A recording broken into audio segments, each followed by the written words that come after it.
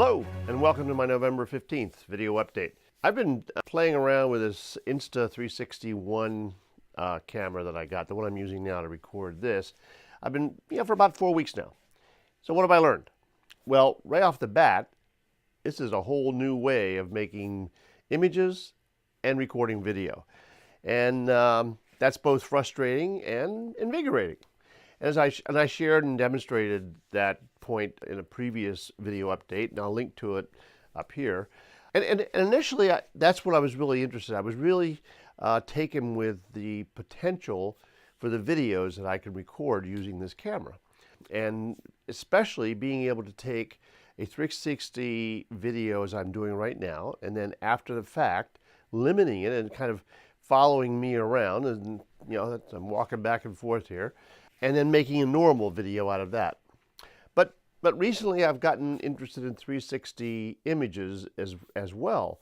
And they probably have a lot more potential for just sharing on the everyday photo with folks.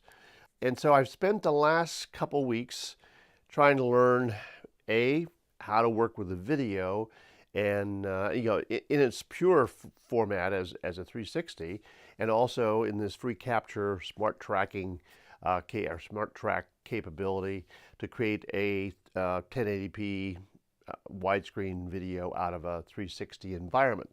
And so it's basically like the stand there with the camera on as my cameraman, and he or she is going to follow me around. It's just that I'm going to do it after the fact.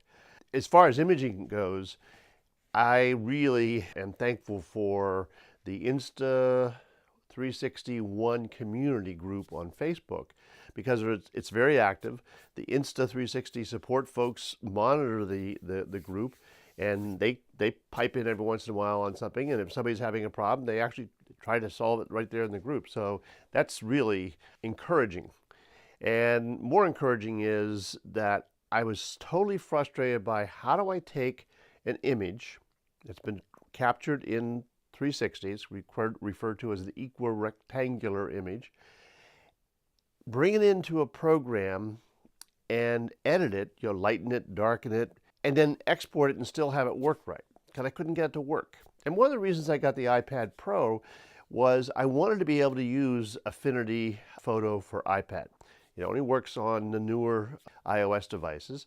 And so I have been struggling and trying to learn how to use that. And Sarif, the company the British company that produces Affinity Photo for iPad and Affinity Photo for desktop, has a vast collection of videos on the desktop version and quite a number on the iPad version as well. So that's very helpful.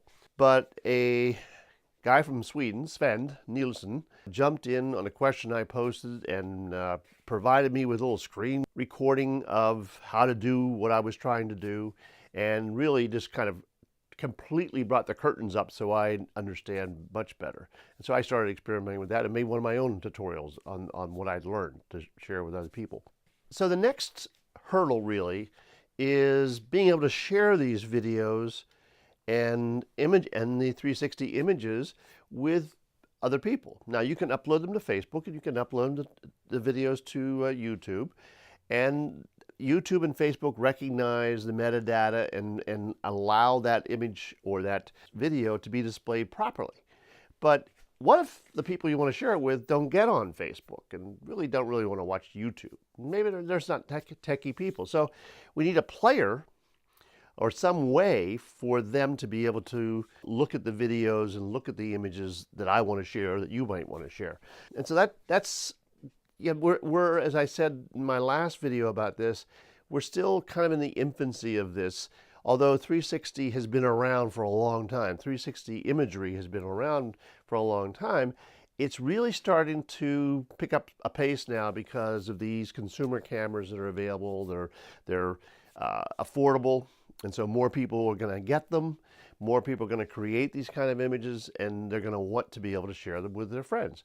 And so I think that we're at a point, as we were when Live Photo first came out on iOS. It worked on an iPhone, but that's all. And then other people started developing things that would allow for live photos. Live photos are really, it's like a little video, but it displays as an image, and it actually moves when you open it up.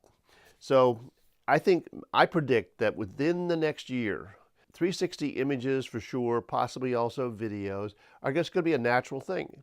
And and sometime in the future, we're going to look back at this and think, wow, we really had to jump through a lot of hoops. Isn't it amazing how easy it is now? That's the way I feel about technology, having been involved in it since the 1980s. And, there'll be people who will say, isn't this the way you've always been able to do it? Just like, weren't you always able to look things up in Google? And no, you can't. You couldn't. You can now. You couldn't then. So this has been a fun experience. And as I've mentioned before, I love to learn new things. And so this is just one of those new things that I'm learning. I do need to get back to just taking regular pictures, though, too. And I need to take more images with this camera so that I can experiment with what I'm learning as far as using Affinity Photo for iPad to edit them. So a little bit of rambling. Thank you for joining me. And I hope that it piques your interest into looking into this whole new realm of photography and videography. So thanks for checking in, and I'll look forward to seeing you at the end of the week. Goodbye.